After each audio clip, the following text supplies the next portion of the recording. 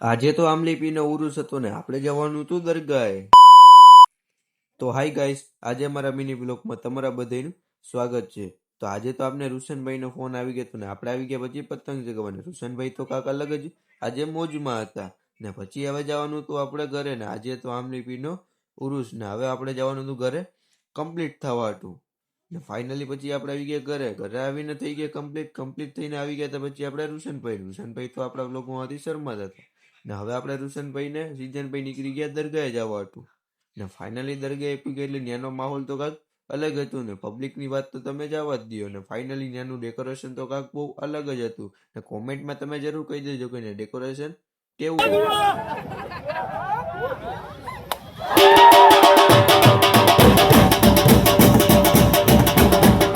ને પછી આપણે અહીંયાથી નીકળી ગયા ઘરે જવા હતું ને હવે ફરી મળી ન્યૂ વ્લોગ જોવા માટે અમારી ચેનલને સબસ્ક્રાઈબ કરવાનું ભૂલતા નહીં.